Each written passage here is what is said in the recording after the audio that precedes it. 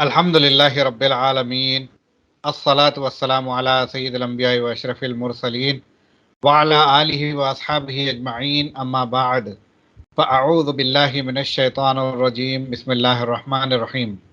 رب اشرح لی صدری ویسر لی امری واحلل عقدۃ من لسانی یفقہوا قولی۔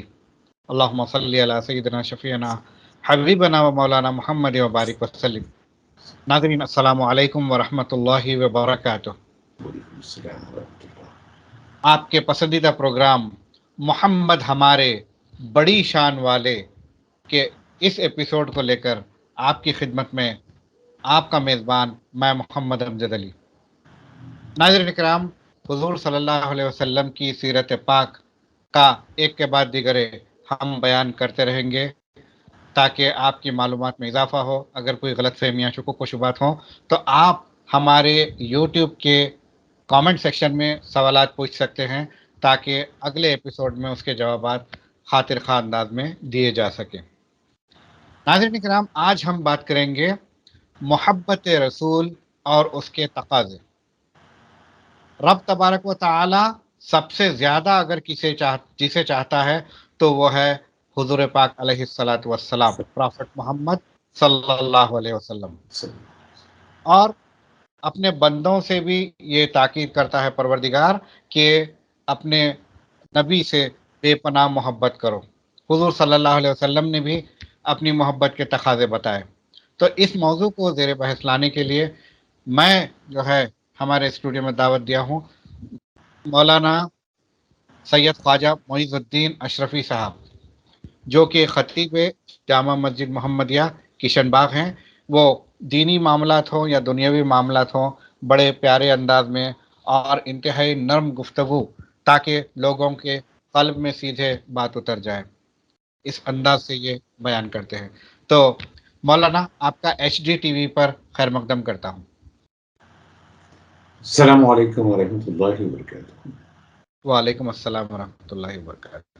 ناظرین مولانا جی، کو بھی میں عید میلاد النبی صلی اللہ علیہ وسلم کی پیشگی مبارکباد پیش کرتا ہوں۔ اللہ قبول فرمائے آپ کی ہماری جانب سے۔ تو سب سے پہلے میں یہ جاننا چاہوں گا، رب تبارک و تعالی حضور صلی اللہ علیہ وسلم سے کتنی محبت کرتا ہے؟ اللہ کے نبی صلی اللہ علیہ وسلم کی محبت یہ ایمان کے لیے شرط ہے، ایمان کا محور و مرکز ہے، اور اللہ تعالیٰ نے ہماری محبت سے ہمارے رسول صلی اللہ علیہ وسلم کو ان کی ذات اطہر کو کوئی فائدہ ہونے والا نہیں ہے، اور نہ ہی ہمارے رب کو کوئی فائدہ ہونے والا ہے، بلکہ اس میں مخلوق کا خود فائدہ ہے۔ اسی لیے اپنے محبوب سے محبت کرنے کا مطالبہ ہم سے، اور محبوب کی آل سے محبت کرنے کا مطالبہ ہم سے قرآن مجید کی متعدد آیات میں رب تبارک و تعالیٰ نے اہل ایمان سے اس کا تقاضا اور اس کی تکمیل کی دعوت دی ہے، یہاں تک کہ اللہ کے نبی صلی اللہ علیہ وسلم کی رضا ہی خدا کی رضا ہے۔ یہ خلاصہ ہے محبت رسول صلی اللہ علیہ وسلم کا۔ جی، آپ نے بتایا کہ محبت رسول ہی محبت خدا ہے، تو اگر اللہ کو پانا چاہتے ہیں تو حضور صلی اللہ علیہ وسلم سے محبت کرنا لازمی ہے۔ اب میں یہ جاننا چاہوں گا، اللہ تبارک و تعالی حضور صلی اللہ علیہ وسلم سے اپنی محبت کو کس طرح سے اظہار کیا ہے؟ خداوند قدوس نے اپنے نبی محمد رسول اللہ صلی اللہ علیہ صلی وسلم اللہ کی محبت کا جو اظہار انسانیت کے سامنے کیا ہے، اس کے مظاہرے تو ہم جیسے ہی اس دین پر ایمان لاتے ہیں، اور ہمارا جو بنیادی ایمان کا کلمہ ہے لا الہ الا اللہ محمد رسول اللہ، یہ کلمہ ہی اس بات کی گواہی دیتا ہے اور یہ شاہد ہیں کہ اس میں لا الہ الا اللہ کے بعد وہ محمد رسول اللہ نہیں کہا گیا، جی بلکہ لا الہ الا اللہ محمد رسول اللہ۔ اللہ تعالیٰ اپنے محبوب کے امتیوں کو یہ بتایا کہ ایمان لانے کے لیے اللہ کے سوا کوئی معبود نہیں ہے اور محمد رسول اللہ اس کے رسول ہیں، ایسا تقاضا لفظ اور بھی نہیں لایا، بلکہ متصل اس طریقے سے اظہار کیا گیا کہ اپنے اوپر ایمان لانے کے بعد بغیر کسی کنجکشن کے واضح طور پہ یہ کہہ دیا کہ میرے محبوب پر ایمان لاؤ۔ سبحان اللہ۔ گویا کہ اپنے ذکر میں اور حضور صلی اللہ علیہ وسلم کے ذکر میں اللہ تبارک و تعالیٰ نے ایک حرف کی دوری بھی برداشت نہیں کی۔ سبحان اللہ، سبحان اللہ، بے شک۔ اب جی آپ دیکھیں، اذانوں میں ذکر محمد ہے، نمازوں میں ذکر محمد ہے، فضاؤں میں ذکر محمد ہے، سبحان قرآن میں اللہ۔ ذکر محمد ہے۔ ذکر محمد صلی اللہ علیہ وآلہ وسلم کے بغیر ذکر خدا ابس ہے، بلکہ عارفین نے کہا کہ بو علی سینا کے سلسلے میں کہ کسی نے خواب میں اللہ کے رسول صلی اللہ علیہ وسلم کو دیکھا اور پوچھا کہ یا رسول اللہ، بو علی سینا کے سلسلے میں آپ کی کیا رائے ہے؟ تو آقا کریم صلی اللہ علیہ وسلم نے فرمایا کہ اس نے میرے بغیر خدا کو سمجھنے کی کوشش کی اور نتیجہ یہ ہوا کہ وہ گمراہ ہو گئے۔ تو خدا کی ذات اطہر کو سمجھنے کے لیے ذات مصطفیٰ کو سمجھنا انتہائی ضروری ہے۔ بغیر ذات مصطفیٰ کو سمجھے راست خدا سمجھ میں نہیں آتا۔ جی، تو مصطفیٰ صلی اللہ علیہ وسلم کو کیسے سمجھیں؟ مصطفیٰ صلی اللہ علیہ وسلم کو ایسے سمجھے، صحابہ اکرام اللہ کے نبی صلی اللہ علیہ وسلم کے سلسلے میں یہ بتاتے ہیں واضح طور پر کہ جیسے ایک پیاسے کو شدید پیاس کے وقت میں پانی سے جو محبت ہوتی ہے، ہم کو ہمارے رسول سے اس سے زیادہ محبت ہے۔ اتنی محبت کریں اپنے رسول سے۔ جی خود اللہ کے رسول سیدنا محمد رسول اللہ روح فدا صلی اللہ علیہ وسلم نے فاروق اعظم سے ارشاد فرمایا کہ لا یؤمن احدکم حتی اکون احب الیہ من ولدہ ووالدہ والناس اجمعین، بلکہ ترمذی کی روایت میں ومالہ وآلہ کا بھی ذکر آیا، جی اور یہ خطاب کسی عام انسان سے نہیں ہے۔ عشرہ مبشرہ میں سے وہ دوسرے نمبر پر سیدنا امیر المومنین فاروق اعظم ہیں، اور ان سے خطاب ہو رہا ہے کہ کوئی لا یؤمن احدکم حتی اکون احب الیہ، کہ جب تک کہ تم لوگوں کے نزدیک میں اتنا عزیز نہ ہو جاؤں کہ تمہاری جان سے، تمہارے مال سے، تمہاری آل سے، تمہاری اولاد سے سب سے زیادہ عزیز تر نہ ہو جاؤں، تم جو ہے مومن نہیں ہو سکتا۔ تو مومن ہونے کے لیے کائنات میں سب سے زیادہ مخلوق میں اگر کسی کو چاہنا ہے تو سیدنا محمد رسول اللہ صلی اللہ علیہ وسلم کو چاہنا ہے، اور اس چاہت کا فائدہ یہی ہے کہ جو ان کو چاہے گا خدا اس کو چاہے گا۔ بے شک، اور جسے خدا چاہے اسے کون ستائے۔ بے شک۔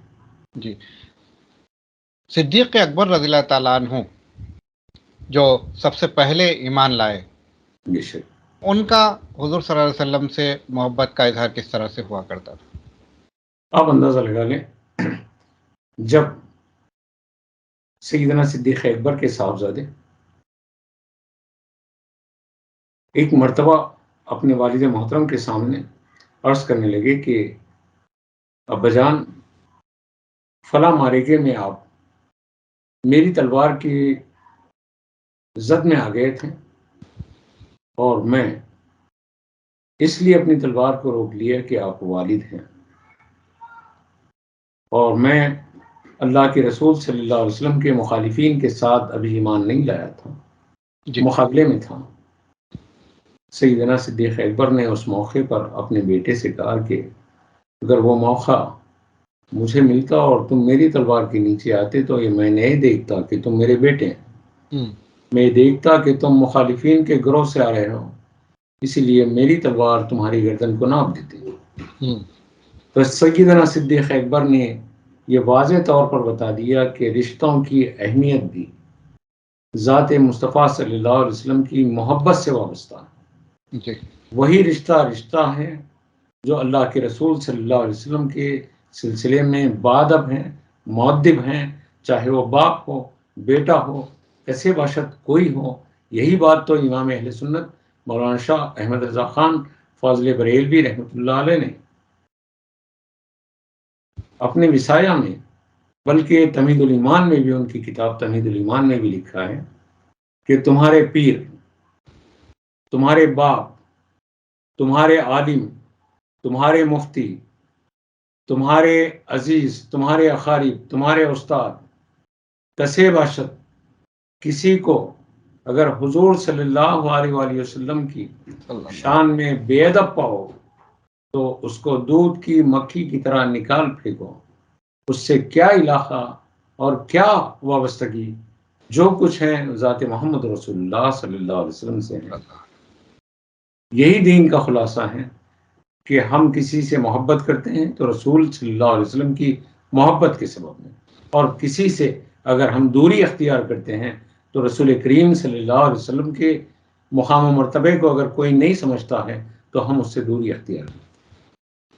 جی، حضرت علی کرم اللہ وجہ رضی اللہ تعالیٰ عنہ، جو کہ آپ کے چچیرے بھائی بھی اور داماد بھی، آپ کس طرح سے حضور صلی اللہ علیہ وسلم سے محبت کیا کرتے تھے؟ سیدنا علی کرم اللہ وجہ الکریم ہر معرکے میں آقا کریم صلی اللہ علیہ وسلم کے ساتھ رہتے ہیں، اور سید عالم صلی اللہ علیہ وسلم پر جانثاری کا وہ مشہور واقعہ ہے کہ اپنی جان کو خطرے میں رکھ کر، دشمنوں کے نرغے میں رہ کر، ہجرت کے موقع پر مولا کائنات سیدنا علی کرم اللہ وجہ الکریم نے صبح قیامت تک ساری انسانیت کو بتا دیا کہ اللہ کے رسول صلی اللہ علیہ وسلم کے لیے اگر جان کو بھی پیش کرنا ہے، جان کو بھی خطرے میں ڈالنا ہے، جان کو بھی دشمنوں کے نرغے میں ڈالنا ہے تو ڈال دیں وہ کردار۔ ہمارے سامنے ہجرت کے موقع پر بستر مصطفیٰ پر مولا موجود ہیں اور اللہ کے رسول صلی اللہ علیہ وسلم ہجرت فرما رہے ہیں، تو یہ بات واضح ہو رہی ہے کہ ہماری جانیں ہمارے نبی سیدنا محمد رسول اللہ صلی اللہ علیہ وآلہ وسلم پر قربان۔ یہ مولا کائنات کا یہی تو پیغام ہے ہجرت کے موقع کا، کہ دشمنوں کی اس جو ہیں انتہائی خطرناک کوششوں میں معلوم ہے کہ دشمن اب جان کے لیے باہر ٹھہرا ہوا ہے، اس کے ہاتھوں میں ہتھیار ہیں، لیکن بستر مصطفیٰ پر علی ہیں اور یہ بتا رہے ہیں کہ علی کی جان مصطفیٰ کی جان پر قربان۔ سبحان اللہ، سبحان اللہ۔ تو یہ تو بات ہوئی اکابرین اسلام کی۔ اب جو دیگر صحابہ تھے ان کے معاملات کیسے تھے حضور صلی اللہ علیہ وسلم کے معاملے میں؟ دیکھیے، صحابہ کرام میں ایک صحابی ہیں جن کا تخلص ہے ذوالبجادین رضی اللہ تعالیٰ عنہ۔ ان کے بارے میں بتایا جاتا ہے کہ یہ عین حالت جوانی میں دعوت اسلام قبول کیے، اور جب یہ اسلام قبول کر لیے تو ان کا چچا ان کا کفیل تھا، اور اس نے ان کو بلا کر کہا کہ تم ہمارے آبائی دین کو چھوڑ کر ایک نئے دین کی طرف، جس کی دعوت محمد بن عبداللہ روحی فدا صلی اللہ علیہ وسلم دے رہے ہیں، تم اس کو قبول کیے؟ انہوں نے کہا کہ چچا جان جی ہاں۔ چچا نے کہا کہ اگر تم اس دین کو چھوڑ کر اپنے آبائی دین کی طرف نہیں آتے ہیں تو تمہارے باپ کے مرنے کے بعد سے میں نے تم کو بچپن سے جوانی تک پالا ہے. حد یہ ہے کہ تمہارے بدن میں جو غذا جاتی ہو میرے اپنی کمائی کے پیسوں سے جاتی ہے. تمہارے بدن پر جو کپڑے ہیں، جو لباس ہیں، وہ بھی میرا اپنے پیسوں کا ہے. تم کو بھوکا رکھ دوں گا، بلکہ اگر تم اس دین سے یعنی پرکھتے نہیں ہیں تو نتیجتاً میں تمہارے کپڑوں کو اتار کر تمہیں سر بازار ننگا یہاں سے بھیج دوں گا. حضرت ذوالبجادین رضی اللہ تعالیٰ عنہ نے کہا کہ چچا جان، اگر آپ کی یہ خواہش ہے تو آپ کر گزریے، میں اس کے لیے، اس امتحان کے لیے بھی تیار ہوں. بتایا جاتا ہے کہ تاریخ ابن ہشام میں اور دیگر کتب میں اس واقعے کو لکھا گیا.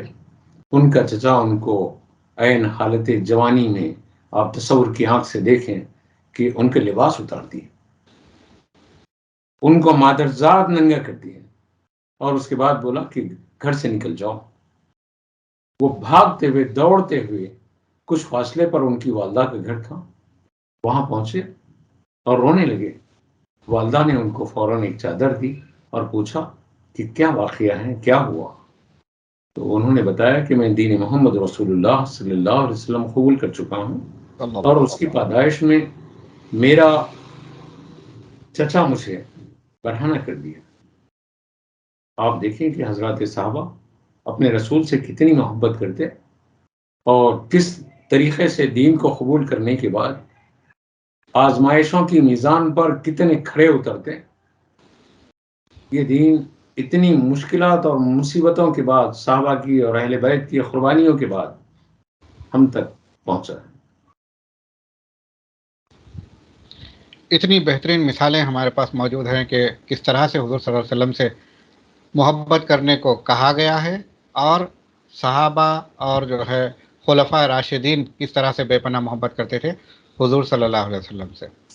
موجودہ دور میں لوگ محبت کا دعویٰ تو ضرور کرتے ہیں، مگر اکثر یہ دیکھا گیا ہے کہ بہت سارے لوگ اس دعوے میں پورے نہیں اتر پاتے. تو محبت رسول میں تقاضے کیا کیا ہیں؟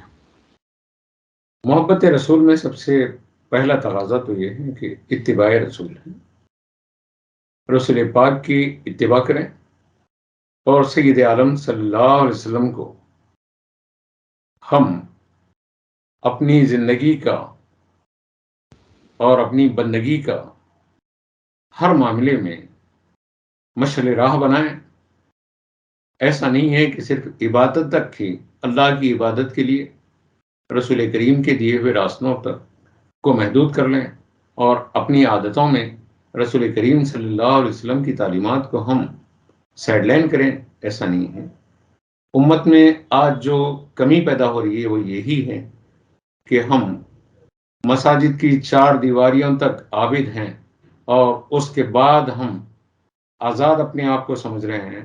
ایسا نہیں ہے کہ اللہ کے رسول صلی اللہ علیہ وسلم نے واضح طور پر جب یہ حدیث میں ارشاد فرمایا کہ ساری روئے زمین میرے لیے مسجد بنا دی گئی ہے، تو مسجد میں جب ہم کوئی گناہ، کوئی نافرمانی اللہ کی نہیں کر سکتے ہیں، تو روئے زمین جب ہمارے لیے مسجد بنا دی گئی ہے تو ساری روئے زمین پر ہم جو ہیں کسی طریقے سے اللہ کی نافرمانی یا اپنے رسول صلی اللہ علیہ وسلم سے جو تقاضے محبت ہیں یا جو تقاضے دین ہیں اس کی کوتاہیوں سے اپنے آپ کو بچانے کی کوشش کریں.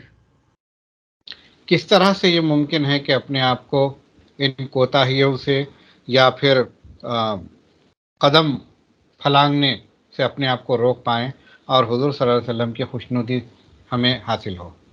دیکھیے، اسلاف نے تو کر دکھایا ہے، اور آج امت کا ایسا نہیں ہے کہ بہت بڑا طبقہ محبت رسول کا صرف زبانی دعوے دار ہیں. ایسا نہیں ہے. عملی دعوے دار بھی ہیں، اور عملی دعوے دار جو ہیں ان کی وجہ سے مجھ جیسے نکمے بچے ہوئے ہیں.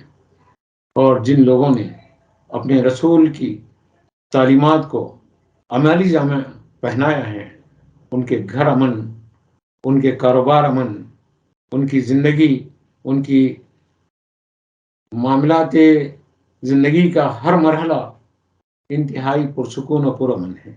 اور جہاں پر بھی یہ ڈور ہمارے ہاتھ سے چھوٹی ہے، نتیجتاً چاہے وہ گھر ہو، بازار ہو، چاہے وہ سیاست ہو، چاہے وہ کوئی میدان ہو، اس میں ہماری ناکامی ہے، واضح طور پر ہم اپنی آنکھوں سے دیکھ رہے ہیں۔ جی، اور خاص طور پہ جو شادی بیاہ کے معاملے ہیں اس میں اکثر یہ دیکھا جا رہا ہے کہ شریعت کو بالکل ہی درکنار کر کے من مانی فیصلے، من مانی امور انجام دیے جاتے ہیں، جس سے کہ ساری امت شرمسار ہو رہی ہے۔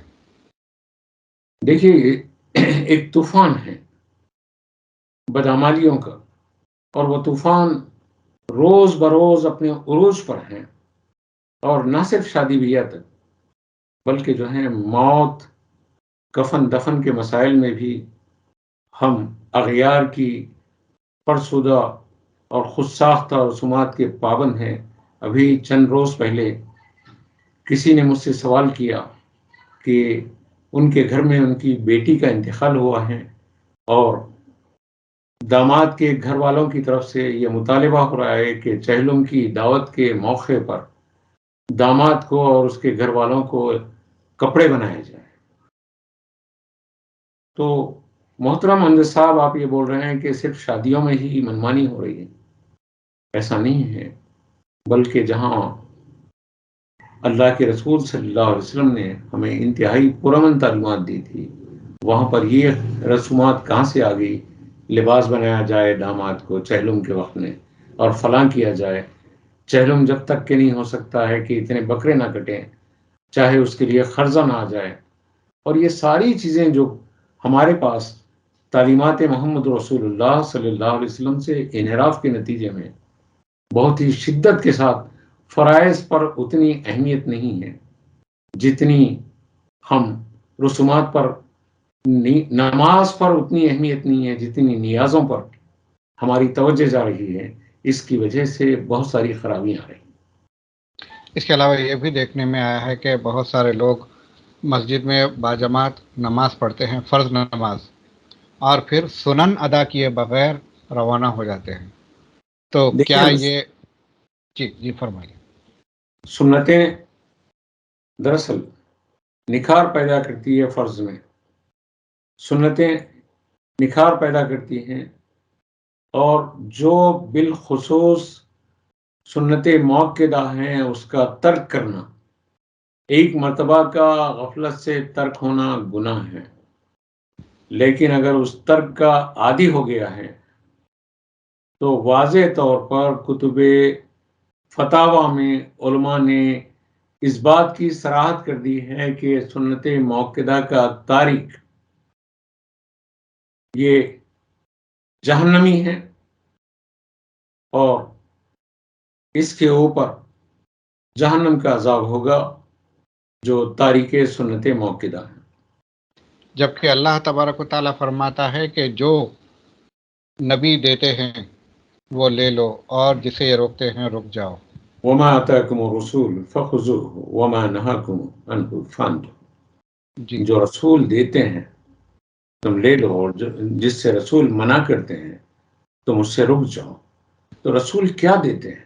رسول بھلائی دیتے ہیں، رسول بالکل اللہ کی وحدانیت کی تعلیم دیتے ہیں، رسول قرآن کے انوار دیتے ہیں، رسول شریعت کا پیغام دیتے ہیں، رسول ہم کو اپنی قربت کا مزاج دیتے ہیں، اور ہم جتنا ان سے دور ہوتے جائیں گے نتیجہ یہ ہوتا جائے گا کہ نقصان ہمارا ہوگا۔ یہاں مجھے ایک بات یاد آ رہی ہے، مولانا روم نے مثنوی شریف میں ایک بڑی کمال کی بات کہی ہے۔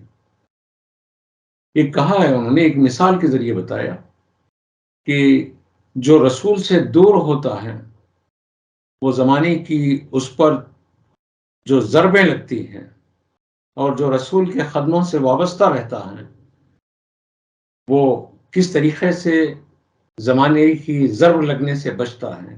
ایک مثال انہوں نے یہ دی کہ چکی کی مثال دی، اور کہا کہ چکی کا فنکشن یہ ہے کہ دو پتھروں کے درمیان آٹا جب پستا ہے تو نتیجہ یہ ہے کہ ایک دستے سے چکی کو گھمایا جاتا ہے، اور اس میں چکی کے دونوں پارٹوں کے درمیان ایک میانی ہوتی ہے، اور وہ میانی دونوں پارٹوں کے توازن کو باقی رکھتی ہے، اور دستے سے جب اس کو گھمایا جاتا، اس میں اس میں اناج ڈالا جاتا، تو جب اناج پڑتا ہے تو اناج جتنا میانی سے دور ہٹتا جاتا ہے اتنا اپنی شناخت کھوتا جاتا ہے، حتیٰ کہ جو بالکل میانی سے دور ہو کر میانی سے باہر چکی کے پارٹوں سے باہر نکل جاتا ہے، وہ شناخت کو اپنی کھو کر آٹا آٹا کر دیتا ہے، اپنی پہچان ختم کر دیتا ہے۔ لیکن جب چکی اپنا فنکشن مکمل کرنے کے بعد آپ اس کو پلٹاتے ہیں تو کچھ دانے میانی کے قدموں سے وابستہ رہتے ہیں، ان پر ایک بھی ضرب نہیں لگتی، ایک بھی مار نہیں لگتی، ان کی شناخت میں کوئی تبدیلی نہیں آتی۔ ایسے ہی امت، اللہ کے نبی صلی اللہ علیہ وسلم اس کائنات کا محور و مرکز ہیں، گویا میانی کی طرح اس آپ کے قدموں سے وابستہ ہو جانا، جو آپ سے وابستہ ہو گیا وہ بچ جائے گا۔ جیسے یہ چند دانے بچ گئے، ان کی شناخت نہیں کھوئی، ان کی جو ہے پہچان نہیں ختم ہوئی، لیکن جو دانے اس میانی سے دور ہوئے وہ آہستہ آہستہ ان پر ضرب پڑتے رہی اور ان کی شناخت ختم ہوئی۔ جب وہ باہر آ گئے تو آٹا آٹا ہو گئے۔ آج امت کو چاہیے کہ یہ جو مثال مولانا روم نے دی ہے، کاش اتنی مثال کو بھی پیش نظر رکھیں اور اپنے نبی کے قدموں سے وابستہ رہیں، تو نتیجہ یہ ہوگا کہ ہماری شناخت کو کوئی مٹا نہیں سکے گا، ہم کو کوئی ختم نہیں کر سکے گا، ہم کو کوئی جو ہے مسمار نہیں کر سکے گا، ہم کو کوئی تباہ نہیں کر سکے گا، اس لیے کہ ہم اپنے نبی سے وابستہ رہیں، اپنے نبی کی تعلیمات سے وابستہ رہیں، اپنے نبی سبحان کی اللہ، شریعت سے وابستہ رہیں، اپنے نبی کی محبت سے وابستہ رہیں، اپنے نبی کو اپنی زندگی کا اور اپنی تعلیمات نبوی کو اپنی زندگی کا محور و مرکز بنا لیں، تو نتیجہ یہ ہوگا کہ جب چند دانے اس چکی کے میانی کے قدموں میں آ جاتے ہیں تو بچ جاتے ہیں۔ اگر ہم اپنے نبی کے قدموں میں آ جائیں گے تو زمانے کی ضربوں سے ہم بچیں گے۔ آج سبحان ان اللہ، کے قدموں سے دور رہنے کے نتیجے میں ہم پر ضرب لگ رہی ہے، ہم پر ہماری شناخت ختم ہو رہی ہے، ہم کو مارا جا رہا ہے، ہم کو کاٹا جا رہا ہے، ہم کو تباہ کیا جا رہا ہے، ہم کو برباد کیا جا رہا ہے، ہم کو جلایا جا رہا ہے۔ اگر ہم جو ہیں اپنے نبی سے وابستہ رہیں تو نتیجہ یہ ہوگا کہ کسی کی مجال نہیں ہوتی۔ آپ نے دیکھا ہوگا کہ اگر کوئی ایک پولیس والا، ایک کانسٹیبل ہے، اگر کسی مجمع میں جاتا ہے اور وہ اپنے یونیفارم میں رہتا ہے تو کسی کی مجال نہیں ہوتی کہ اس کے اوپر کوئی دستدرازی کرے، اس لیے کہ لوگ ڈرتے ہیں کہ نہیں، یہ فلاں محکمے کا ایک جو ہے کارندہ ہے، اس کو مارنا گویا نتیجہ یہ ہوگا کہ سارے محکمے سے دشمنی مول لینا۔ وہ اپنی پہچان میں، ایک محکمے سے وابستگی میں، وہ یونیفارم میں ہے۔ کاش مسلمان اخلاق کے یونیفارم میں آ جائیں، کردار کے یونیفارم میں آ جائیں، گفتار میں جو ہیں اپنے نبی کی تعلیمات کے یونیفارم میں آ جائیں، تو نتیجہ یہ ہوگا کہ کسی کی مجال نہیں ہوگی کہ ہم کو جو ہیں کسی طریقے سے ہم پر کوئی اتہام لگائیں، ہم پر کوئی ہماری تجارت پر، ہماری سیاست پر، ہمارے معاملات پر، ہماری زندگی کے کسی مرحلے پر کوئی اعتراض کریں۔ ایسا ممکن ہی نہیں ہے، لیکن ہم اپنا یونیفارم اتار دیں، اپنے نبی کی تعلیمات کو ہم صرف اور صرف مساجد تک محدود رکھ دیے ہیں۔ کاش یہ تعلیمات ہماری زندگی کا محور و مرکز بن جائے، ہم اپنے خاندان کے لیے، اپنے پڑوسیوں کے لیے، اپنے عزیز و قریب کے لیے، اپنے ہم وطنوں کے لیے بلا لحاظ مذہب و ملت ہم جو ہیں خدمت کریں، ساری انسانیت کے لیے ہم جو ہیں ہمدردی کا مظاہرہ کریں، تو نتیجہ یہ ہوگا کہ جو ہمدرد ہوتا ہے لوگ اس کے قریب ہوتے ہیں۔ آج سبحان اللہ، ہمدردی ہم سے دور ہو رہی ہے تو لوگ ہم سے دور ہو رہے ہیں۔ سبحان اللہ۔ بہت ہی پیارے انداز میں آپ نے بتایا کہ سماج کی ضربیں ہم پر کیوں لگ رہی ہیں۔ حضور صلی اللہ علیہ وسلم سے ہماری دوری، حضور صلی اللہ علیہ وسلم کی ذات کو نہ پہچان پائے اور ان سے محبت پہلے تو کر نہیں پائے، اگر کرنے کا دعویٰ بھی کرتے ہیں تو وہ جھوٹا دعویٰ ہے۔ کیوں؟ کیونکہ اس کے تقاضوں کو ہم پورا نہیں کرتے۔ ہر کوئی جھوٹا اپنے تو نہیں اپنے کہیں طور گے، پر اس دعوے میں کمزوری ہے ہماری، کمزوری، کچھ اس کچھ دعوے کو مستحکم کرنا ہے، کچھ اس لوگوں کا دعوے کو جھوٹا، ریپیئر کرنا ہے، جی اس دعوے کو تعمیر کرنا ہے، اس بالکل دعوے کو جو ہے مضبوط کرنا ہے، اس دعوے کے اوپر جو ہے دلیل کے طور پر عمل کو پیش کرنا ہے۔ صرف زبان سے دعویٰ کافی نہیں ہوتا ہے، ٹھیک ہے، دلیل بھی ہونا ہے۔ ہر دعویٰ ایک دلیل چاہتا ہے، کاش اگر ہم اس کی دلیل دے دیں تو نتیجہ یہ ہوگا کہ لوگ ہم سے نفرت کرنے کے بجائے محبت کریں گے۔ اس کی مثال تو آپ دیکھ لیں کہ ہم زندہ ہیں تو لوگ ہمارے مخالف ہیں، لیکن ہمارے بزرگ اپنی خبروں میں ہیں تو لوگ ان سے جو ہے محبت کرتے ہیں، چاہے کسی مذہب کی رہے۔ تو مرنے والوں سے تو محبت ہو رہی ہے، اس لیے ہو رہی ہے کہ ان لوگوں نے نفرت نہیں پھیلائی، اور ٹھیک ہم زندہ ہیں۔ لوگ اگر ہمارے مخالف ہیں تو ہمارے نہیں، ہمارے کردار کے مخالف ہیں۔ ٹھیک ہے۔ تو کچھ لوگوں کا دعویٰ جھوٹا ہوتا ہے، کچھ لوگوں کا کمزور ہوتا ہے، اور کچھ لوگ اپنے دعوے میں کھرے اتر پاتے ہیں جو اللہ اور اس کے رسول صلی اللہ علیہ وسلم کی خوشنودی پاتے ہیں۔ ہمیں چاہیے کہ اپنے اپنے طور پہ اپنا محاسبہ کریں اور اپنے آپ کو کس طرح سے ڈھالیں کہ رسول اللہ صلی اللہ علیہ وسلم کے سچے چاہنے والے بن جائیں اور اللہ کی رضا پانے والے بن جائیں۔ مولانا، آپ کا بہت شکریہ اپنے قیمتی وقت میں سے مفید معلومات پہنچانے کے لیے آپ نے زحمت اٹھائی۔ شکریہ، جزاکم اللہ۔ تو ناظرین کرام، جانے سے پہلے میں ضرور یہ عرض کروں گا کہ ہم اتنی محنت سے جو ویڈیوز تیار کر رہے ہیں اس میں حق اور سچائی کی معلومات آپ تک پہنچانے کی کوشش کر رہے ہیں، حضور صلی اللہ علیہ وسلم کی شخصیت کو آپ کے سامنے اجاگر کرنے کی کوشش کر رہے ہیں، تاکہ جو زمانے میں غلط فہمیاں پھیلائی جا رہی ہیں وہ غلط فہمیاں پھیلانے کا سلسلہ بند ہو جائے، آپ خود یہ جان کر لوگوں تک یہ صحیح میسج پہنچا سکیں۔ اس ویڈیو کو زیادہ سے زیادہ اپنے احباب میں شیئر کیجیے، اس ویڈیو کو لائک کیجیے، ہمارے چینل کو سبسکرائب کیجیے اور بیل آئیکن کو ضرور دبائیے۔ اور اگر کوئی سوالات اس ایپیسوڈ یا سابقہ ایپیسوڈ میں سے کوئی بھی قسم کا آپ کے پاس سوال ہے تو یوٹیوب کے کامنٹ باکس میں ضرور سوال کیجیے، ہم انشاءاللہ اگلے ایپیسوڈ میں اس کا جواب دیں گے۔ ہمیں دیجیے اجازت، اللہ حافظ۔